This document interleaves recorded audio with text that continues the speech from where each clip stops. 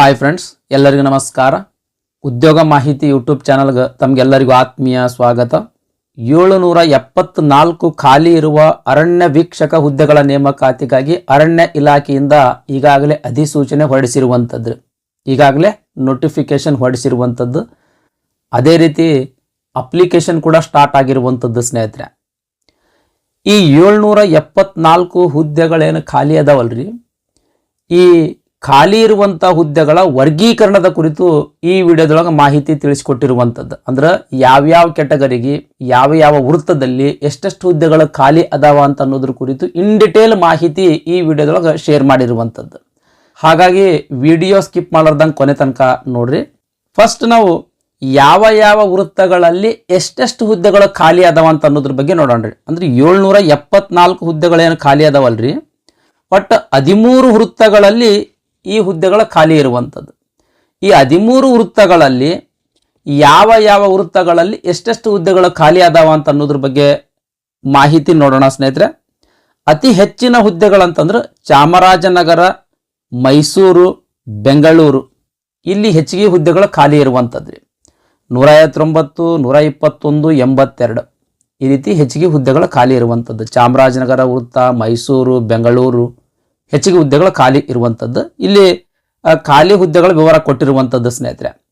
ಅತಿ ಕಡಿಮೆ ಅಂತಂತಂದ್ರೆ ಕಲಬುರಗಿ ವೃತ್ತದಲ್ಲಿ, ಕಲಬುರಗಿ ಆಗಿರ್ಬೋದು, ಧಾರವಾಡ, ಇಲ್ಲಿ ಅತಿ ಕಡಿಮೆ ಹುದ್ದೆಗಳು ಖಾಲಿ ಇರುವಂಥದ್ದು ಸ್ನೇಹಿತರೆ. ಒಟ್ಟು 774 ಹುದ್ದೆಗಳು ಖಾಲಿ ಇರುವಂಥದ್ದು. ವಿಡಿಯೋ ಪಾಸ್ ಮಾಡಿ ನೋಡ್ರಿ, ಯಾವ ವೃತ್ತಗಳಲ್ಲಿ ಎಷ್ಟೆಷ್ಟು ಹುದ್ದೆಗಳು ಖಾಲಿ ಅದಾವ ಅಂತ ಅನ್ನೋದ್ರ ಬಗ್ಗೆ ಮಾಹಿತಿ ನಿಮಗೆ ತಿಳಿದು ಬರ್ತದೆ. ಓಕೆ ರೀ. ನೆಕ್ಸ್ಟ್ ಕ್ಯಾಟಗರಿ ವೈಸ್ ಹುದ್ದೆಗಳ ವರ್ಗೀಕರಣದ ಕುರಿತು ಮಾಹಿತಿ ನೋಡೋಣ ಸ್ನೇಹಿತರೆ. ಅಂದ್ರೆ ಯಾವ ವೃತ್ತಗಳಲ್ಲಿ ಯಾವ ಕ್ಯಾಟಗರಿಗೆ ಎಷ್ಟೆಷ್ಟು ಹುದ್ದೆಗಳು ಖಾಲಿ ಅದಾವ ಅಂತ ಕ್ಯಾಟಗರಿ ವೈಸ್ ಹುದ್ದೆಗಳ ವರ್ಗೀಕರಣದ ಕುರಿತು ಮಾಹಿತಿ ನೋಡೋಣ. ಮೊದಲನೇದು ಜನರಲ್ ಕ್ಯಾಟಗರಿ ನೋಡೋಣ ಸ್ನೇಹಿತರೆ. ಸಾಮಾನ್ಯ ವರ್ಗ ಅಂದ್ರೆ ಜನರಲ್ ಕ್ಯಾಟಗರಿಯ ಕುರಿತು ನೋಡೋಣ ಸ್ನೇಹಿತರೆ.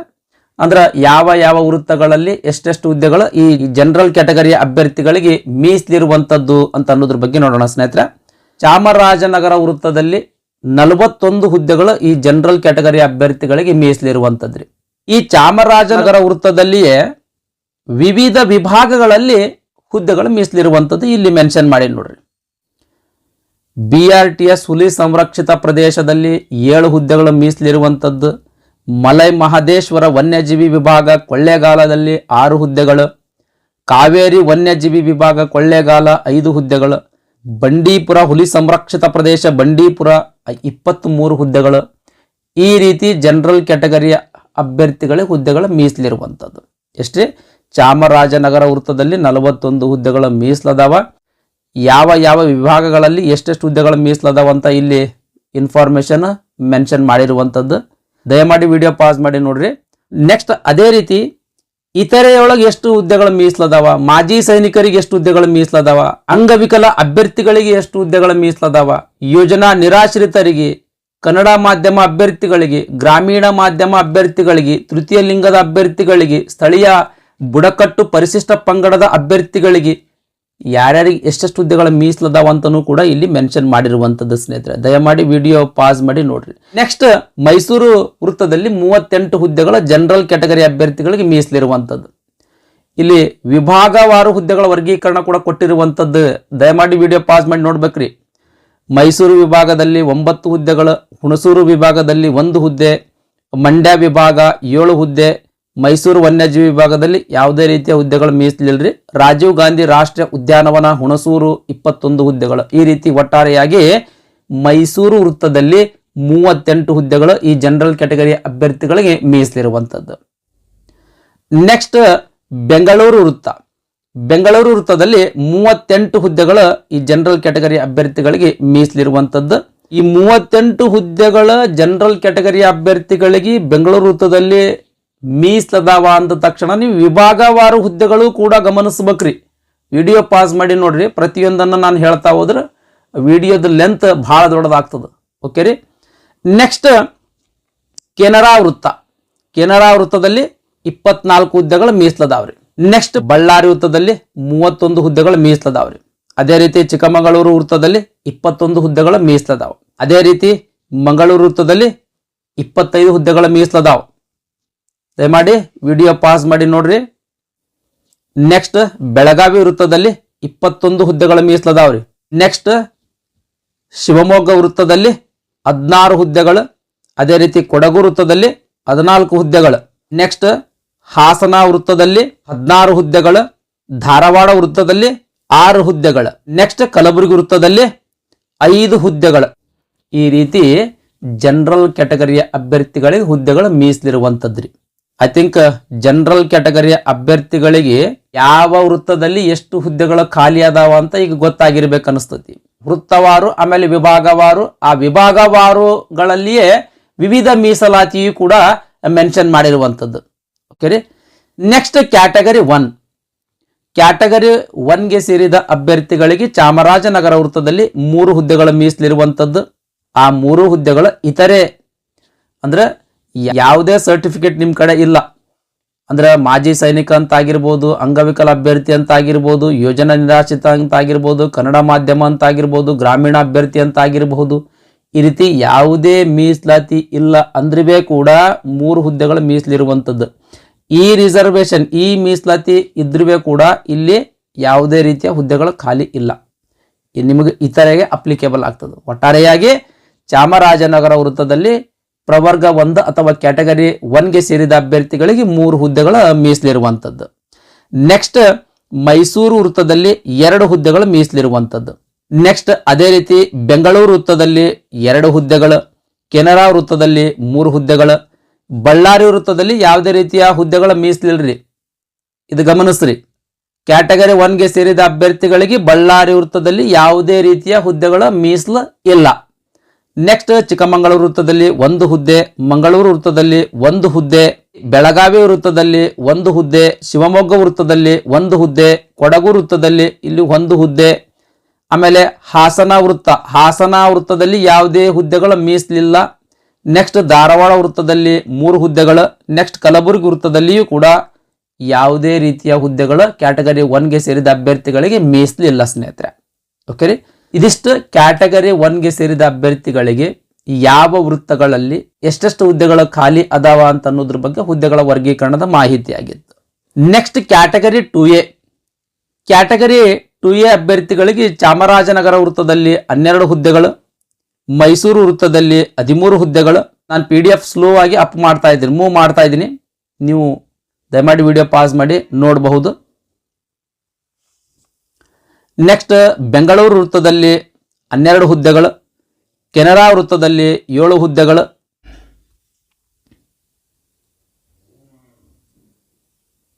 ಬಳ್ಳಾರಿ ವೃತ್ತದಲ್ಲಿ 12 ಹುದ್ದೆಗಳು, ಚಿಕ್ಕಮಗಳೂರು ವೃತ್ತದಲ್ಲಿ 5 ಹುದ್ದೆಗಳು, ಮಂಗಳೂರು ವೃತ್ತದಲ್ಲಿ 8 ಹುದ್ದೆಗಳು, ಬೆಳಗಾವಿ ವೃತ್ತದಲ್ಲಿ 7 ಹುದ್ದೆಗಳು, ಶಿವಮೊಗ್ಗ ವೃತ್ತದಲ್ಲಿ 6 ಹುದ್ದೆಗಳು. ಇಲ್ಲಿ ವಿಭಾಗವಾರು ಕೊಟ್ಟಿನ್ರಿ, ದಯಮಾಡಿ ವಿಡಿಯೋ ಪಾಸ್ ಮಾಡಿ ನೋಡ್ಬೇಕ್ರಿ.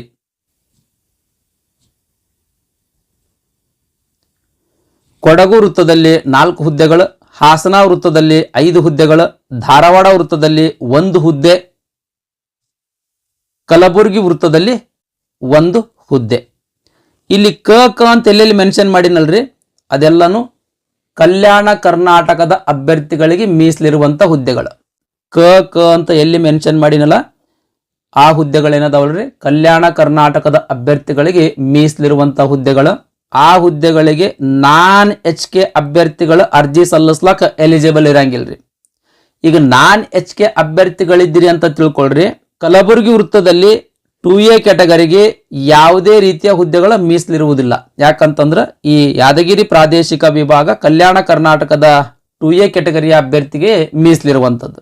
ನೆನಪಿರ್ಲಿ, ಕ ಎಲ್ಲಿ ಮೆನ್ಷನ್ ಮಾಡೀನಿ ಅದನ್ನ ನೀವು ಅಬ್ಸರ್ವ್ ಮಾಡ್ಬೇಕ್ರಿ. ಉದಾಹರಣೆಗೆ ಇನ್ನೂ ಒಂದು ಹೇಳೋದಾದ್ರೆ,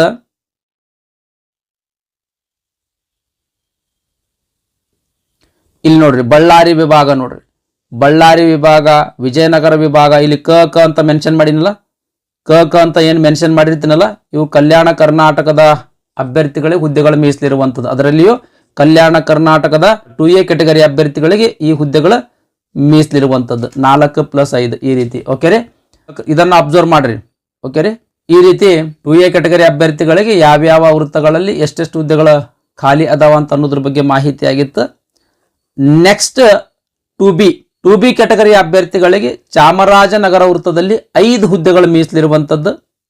ಅದೇ ರೀತಿ ಮೈಸೂರು ವೃತ್ತದಲ್ಲಿ 4 ಹುದ್ದೆಗಳು, ಬೆಂಗಳೂರು ವೃತ್ತದಲ್ಲಿ 5 ಹುದ್ದೆಗಳು, ಕೆನರಾ ವೃತ್ತದಲ್ಲಿ 3 ಹುದ್ದೆಗಳು, ಬಳ್ಳಾರಿ ವೃತ್ತದಲ್ಲಿ 3 ಹುದ್ದೆಗಳು, ಚಿಕ್ಕಮಗಳೂರು ವೃತ್ತದಲ್ಲಿ 3 ಹುದ್ದೆಗಳು, ಮಂಗಳೂರು ವೃತ್ತದಲ್ಲಿ 3 ಹುದ್ದೆಗಳು, ಬೆಳಗಾವಿ ವೃತ್ತದಲ್ಲಿ 4 ಹುದ್ದೆಗಳು,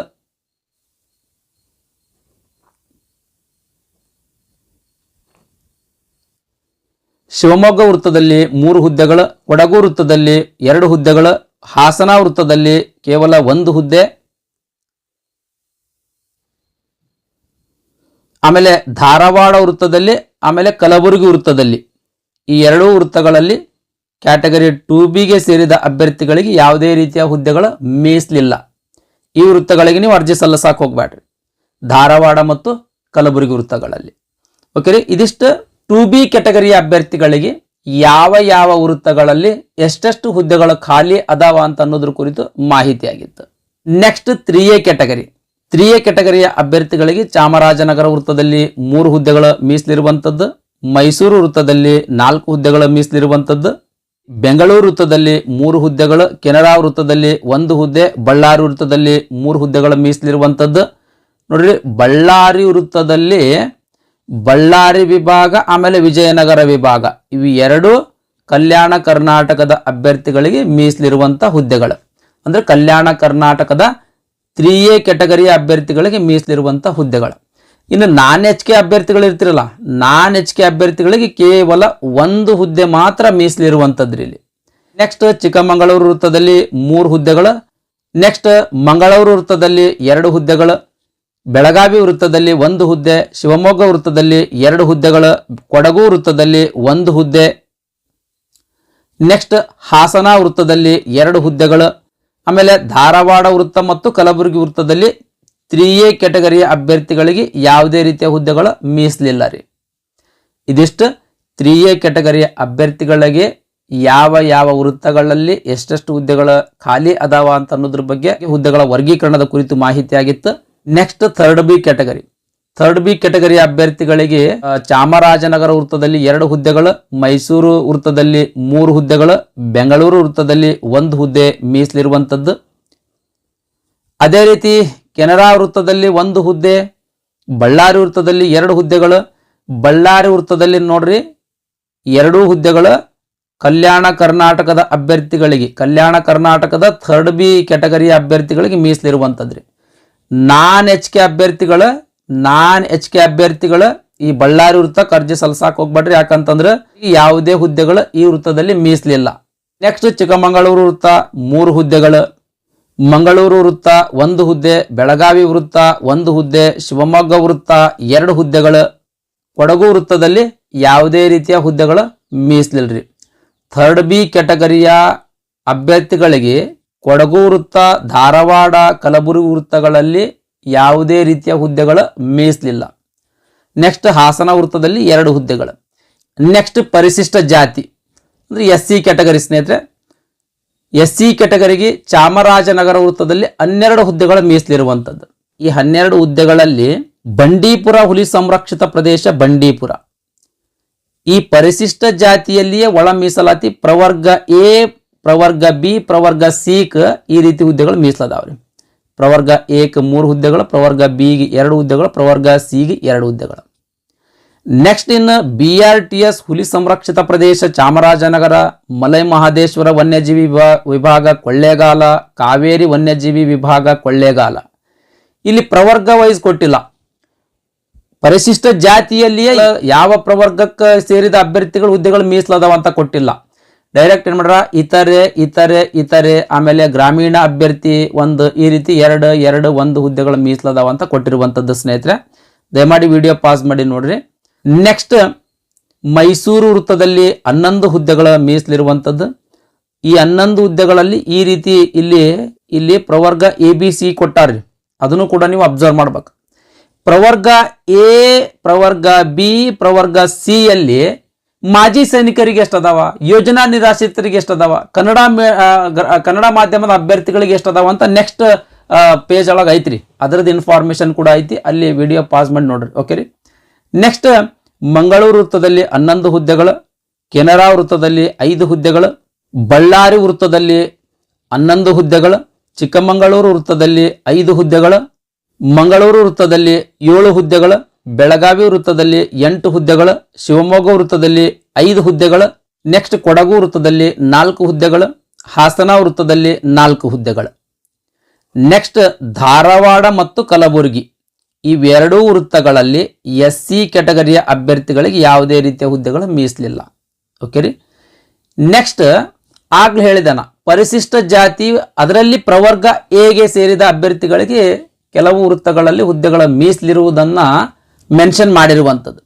ಈ ಪ್ರವರ್ಗ ಎದಲ್ಲಿ ಯಾವ ಅಭ್ಯರ್ಥಿಗಳಿಗೆ ಹುದ್ದೆಗಳ ಮೀಸಲದಾವ ಅಂತ ಅನ್ನೋದ್ರ ಬಗ್ಗೆ ಇಲ್ಲಿ ಕೊಟ್ಟಾರೆ. ಇತಾರೆ ಅಂತಂದ್ರೆ ಎಲ್ಲರಿಗೆ ಬರ್ತೈತಿ. ಪ್ರವರ್ಗ ಎ ಕ್ಯಾಟಗರಿ ಎಲ್ಲ ಅಭ್ಯರ್ಥಿಗಳು ಈ ಹುದ್ದೆಗಳಿಗೆ ಎಲಿಜಿಬಲ್ ಆಗ್ತಾರೆ. ಇನ್ ಕೇಸ್ ಗ್ರಾಮೀಣ ಅಭ್ಯರ್ಥಿ ಅಂತ ಇಲ್ಲಿ ಏನು ಕೊಟ್ಟಾರ ನೋಡ್ರಿ, ಒಂದೊಂದು ಹುದ್ದೆ ಗ್ರಾಮೀಣ ಅಭ್ಯರ್ಥಿ ಸರ್ಟಿಫಿಕೇಟ್ ಇದ್ದವರಿಗೆ ಮಾತ್ರ ಈ 2 ಹುದ್ದೆಗಳ ಮೀಸಲ ಇರುವಂಥದ್ದು. ಇಲ್ಲಿ ನೋಡ್ರಿ, ಪ್ರವರ್ಗ ಪರಿಶಿಷ್ಟ ಜಾತಿಯ ಪ್ರವರ್ಗ ಎಗೆ ಸೇರಿದ ಅಭ್ಯರ್ಥಿಗಳಿಗೆ ಯಾವ ವಿಭಾಗಗಳಲ್ಲಿ ಹುದ್ದೆಗಳ ಖಾಲಿ ಅದಾವ, ಆಮೇಲೆ ಯಾವ ವೃತ್ತಗಳಲ್ಲಿ ಹುದ್ದೆಗಳ ಖಾಲಿ ಅದಾವ ಅಂತ ಇಲ್ಲಿ ಮೆನ್ಷನ್ ಮಾಡಿರುವಂಥದ್ದು.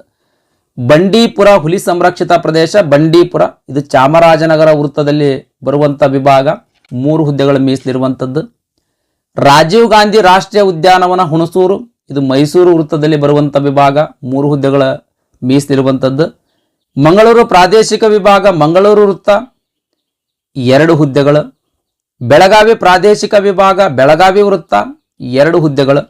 ಹಾಸನ ವಿಭಾಗ ಹಾಸನ ವೃತ್ತ 2 ಹುದ್ದೆಗಳು. ಈ ರೀತಿ ಪ್ರವರ್ಗ ಎ ಅಂದ್ರೆ ಪರಿಶಿಷ್ಟ ಜಾತಿಯಲ್ಲಿಯೇ ಪ್ರವರ್ಗ ಎಗೆ ಸೇರಿದ ಅಭ್ಯರ್ಥಿಗಳಿಗೆ ಮೀಸಲಿರುವಂತಹ ಹುದ್ದೆಗಳ ವಿವರ. ನೆಕ್ಸ್ಟ್ ಪರಿಶಿಷ್ಟ ಜಾತಿಯಲ್ಲಿಯೇ ಅಂದ್ರೆ SC ಕ್ಯಾಟಗರಿಯಲ್ಲಿಯೇ ಪ್ರವರ್ಗ ಬಿ ನೋಡ್ರಿ, ಬಂಡೀಪುರ ಹುಲಿ ಸಂರಕ್ಷಿತ ಪ್ರದೇಶ ಬಂಡೀಪುರ ಚಾಮರಾಜನಗರ ವೃತ್ತದಲ್ಲಿ 2 ಹುದ್ದೆಗಳು. ರಾಜೀವ್ ಗಾಂಧಿ ರಾಷ್ಟ್ರೀಯ ಉದ್ಯಾನವನ ಹುಣಸೂರು ಮೈಸೂರು ವೃತ್ತದಲ್ಲಿ 2 ಹುದ್ದೆಗಳು. ಮಂಗಳೂರು ಪ್ರಾದೇಶಿಕ ವಿಭಾಗ ಮಂಗಳೂರು ವೃತ್ತದಲ್ಲಿ 1 ಹುದ್ದೆ. ಬೆಳಗಾವಿ ಪ್ರಾದೇಶಿಕ ವಿಭಾಗ ಬೆಳಗಾವಿ ವೃತ್ತದಲ್ಲಿ 2 ಹುದ್ದೆ. ಹಾಸನ ವಿಭಾಗ ಹಾಸನ ವೃತ್ತದಲ್ಲಿ 1 ಹುದ್ದೆ. ಈ ರೀತಿ ಹುದ್ದೆಗಳ ಮೀಸಲಿರುವಂಥದ್ದು.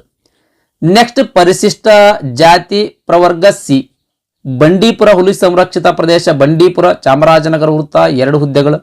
ರಾಜೀವ್ ಗಾಂಧಿ ರಾಷ್ಟ್ರೀಯ ಉದ್ಯಾನವನ ಹುಣಸೂರು ಮೈಸೂರು ವೃತ್ತ 2 ಹುದ್ದೆಗಳು. ಮಂಗಳೂರು ಪ್ರಾದೇಶಿಕ ವಿಭಾಗ ಮಂಗಳೂರು ವೃತ್ತ 1 ಹುದ್ದೆ. ಹಾಸನ ವಿಭಾಗ ಹಾಸನ ವೃತ್ತ 1 ಹುದ್ದೆ. ಈ ರೀತಿ ಹುದ್ದೆಗಳ ಮೀಸಲಿರುವಂಥದ್ದು. ಇದಿಷ್ಟು ಪರಿಶಿಷ್ಟ ಜಾತಿ ಅಭ್ಯರ್ಥಿಗಳಿಗೆ ಯಾವ ವೃತ್ತಗಳಲ್ಲಿ ಎಷ್ಟೆಷ್ಟು ಹುದ್ದೆಗಳ ಮೀಸಲದಾವ ಅಂತ ಅನ್ನೋದ್ರ ಕುರಿತು ಸಂಪೂರ್ಣ ಮಾಹಿತಿ ಆಗಿತ್ತು. ನೆಕ್ಸ್ಟ್ ಪರಿಶಿಷ್ಟ ಪಂಗಡ. ಪರಿಶಿಷ್ಟ ಪಂಗಡದ ಅಭ್ಯರ್ಥಿಗಳಿಗೆ ಚಾಮರಾಜನಗರ ವೃತ್ತದಲ್ಲಿ 81 ಹುದ್ದೆಗಳು ಮೀಸಲಿರುವಂಥದ್ದು. ಮೋಸ್ಟ್ ಇಂಪಾರ್ಟೆಂಟ್ ಇಲ್ಲಿ ಏನು ಗಮನಿಸ್ಬೇಕಂದ್ರಿ, 99% ಹುದ್ದೆಗಳ ಬುಡಕಟ್ಟು ಅಭ್ಯರ್ಥಿಗಳಿಗೆ ಮೀಸಲಿರುವಂಥ ಹುದ್ದೆಗಳು. ಸ್ಥಳೀಯ ಬುಡಕಟ್ಟು ಪರಿಶಿಷ್ಟ ಪಂಗಡದ ಅಭ್ಯರ್ಥಿಗಳಿಗೆ ಹುದ್ದೆಗಳು ಮೀಸಲಿರುವಂಥದ್ದು. ಇಲ್ಲಿ ಗಮನಿಸ್ರಿ, BRTS ಹುಲಿ ಸಂರಕ್ಷಿತ ಪ್ರದೇಶ ಚಾಮರಾಜನಗರ 13 ಹುದ್ದೆಗಳು ಬುಡಕಟ್ಟು ಸ್ಥಳೀಯ ಬುಡಕಟ್ಟು ಅಭ್ಯರ್ಥಿಗಳಿಗೆ ಮೀಸಲಿರುವಂಥದ್ದು. ನೆಕ್ಸ್ಟ್ ಮಲೈ ಮಹದೇಶ್ವರ ವನ್ಯಜೀವಿ ವಿಭಾಗ ಕೊಳ್ಳೇಗಾಲದಲ್ಲಿ 12 ಹುದ್ದೆಗಳು. ಕಾವೇರಿ ವನ್ಯಜೀವಿ ವಿಭಾಗ ಕೊಳ್ಳೇಗಾಲದಲ್ಲಿ 9 ಹುದ್ದೆಗಳು. ಬಂಡೀಪುರ ಹುಲಿ ಸಂರಕ್ಷಿತ ಪ್ರದೇಶದ ಬಂಡೀಪುರದಲ್ಲಿ 46 ಹುದ್ದೆಗಳು. ಇವಿಷ್ಟು ಹುದ್ದೆಗಳ ಸ್ಥಳೀಯ ಬುಡಕಟ್ಟು ಪರಿಶಿಷ್ಟ ಪಂಗಡದ ಅಭ್ಯರ್ಥಿಗಳಿಗೆ ಮೀಸಲಿರುವಂಥದ್ದು. ಕೇವಲ 1 ಹುದ್ದೆ ಮಾತ್ರ ಸ್ಥಳೀಯ ಬುಡಕಟ್ಟು ಅಭ್ಯರ್ಥಿಯನ್ನು ಹೊರತುಪಡಿಸಿ ಇತರ ಪರಿಶಿಷ್ಟ ಪಂಗಡದ ಅಭ್ಯರ್ಥಿಗಳಿಗೆ ಮೀಸಲಿರುವಂಥದ್ದು. ಕೇವಲ ಎಷ್ಟು? 1 ಹುದ್ದೆ. 81 ಹುದ್ದೆಗಳಲ್ಲಿ 80 ಹುದ್ದೆಗಳು ಸ್ಥಳೀಯ ಬುಡಕಟ್ಟು ಪರಿಶಿಷ್ಟ ಪಂಗಡದ ಅಭ್ಯರ್ಥಿಗಳಿಗೆ ಹುದ್ದೆಗಳ ಮೀಸಲಿರುವಂಥದ್ದು. ನೆಕ್ಸ್ಟ್ ಮೈಸೂರು ವೃತ್ತದಲ್ಲಿ 46 ಹುದ್ದೆಗಳು, ಅದರಲ್ಲಿ 44 ಹುದ್ದೆಗಳು ಬುಡಕಟ್ಟು ಅಭ್ಯರ್ಥಿಗಳಿಗೆ ಮೀಸಲಿರುವಂಥದ್ದು. ಕೇವಲ 2 ಹುದ್ದೆಗಳು ಮಾತ್ರ ಇತರ ಅಭ್ಯರ್ಥಿಗಳಿಗೆ ಮೀಸಲಿರುವಂಥದ್ದು. ನೆಕ್ಸ್ಟ್ ಬೆಂಗಳೂರು ವೃತ್ತದಲ್ಲಿ 12 ಹುದ್ದೆಗಳು ಈ ಪರಿಶಿಷ್ಟ ಪಂಗಡದ ಅಭ್ಯರ್ಥಿಗಳಿಗೆ ಮೀಸಲಿರುವಂಥದ್ದು. ಅದರಲ್ಲಿ 11 ಹುದ್ದೆಗಳು ಸ್ಥಳೀಯ ಬುಡಕಟ್ಟು ಅಭ್ಯರ್ಥಿಗಳಿಗೆ ಹುದ್ದೆಗಳ ಮೀಸಲಿರುವಂಥದ್ದು. ಕೇವಲ 1 ಹುದ್ದೆ ಮಾತ್ರ ಇತರ ಅಭ್ಯರ್ಥಿಗಳಿಗೆ ಮೀಸಲಿರುವಂಥದ್ದು. ನೆಕ್ಸ್ಟ್ ಕೆನರಾ ವೃತ್ತದಲ್ಲಿ 23 ಹುದ್ದೆಗಳ ಮೀಸಲಿರುವಂಥದ್ದು. ಅದರಲ್ಲಿ 22 ಹುದ್ದೆಗಳು ಬುಡಕಟ್ಟು ಅಭ್ಯರ್ಥಿಗಳಿಗೆ ಮೀಸಲಿರುವಂಥವು. ಕೇವಲ ಒಂದು ಹುದ್ದೆ ಮಾತ್ರ ಇತರ ಅಭ್ಯರ್ಥಿಗಳಿಗೆ ಮೀಸಲಿರುವಂಥದ್ದು. ಬಳ್ಳಾರಿ ವೃತ್ತದಲ್ಲಿ ಪರಿಶಿಷ್ಟ ಪಂಗಡ ಅಥವಾ ಎಸ್ ಟಿ ಕೆಟಗರಿ ಅಭ್ಯರ್ಥಿಗಳಿಗೆ ಯಾವುದೇ ರೀತಿಯ ಹುದ್ದೆಗಳ ಮೀಸಲು ಇಲ್ಲ ಸ್ನೇಹಿತರೆ. ನೆಕ್ಸ್ಟ್ ಚಿಕ್ಕಮಗಳೂರು ವೃತ್ತ. ಚಿಕ್ಕಮಗಳೂರು ವೃತ್ತದಲ್ಲಿ 19 ಹುದ್ದೆಗಳ ಮೀಸಲಿರುವಂಥದ್ದು. ಅದರಲ್ಲಿ 18 ಹುದ್ದೆಗಳ ಸ್ಥಳೀಯ ಬುಡಕಟ್ಟು ಪರಿಶಿಷ್ಟ ಪಂಗಡದ ಅಭ್ಯರ್ಥಿಗಳಿಗೆ ಮೀಸಲಿರುವಂಥದ್ದು. ಕೇವಲ ಒಂದು ಹುದ್ದೆ ಮಾತ್ರ ಇತರ ಅಭ್ಯರ್ಥಿಗಳಿಗೆ ಮೀಸಲಿರುವಂಥದ್ದು.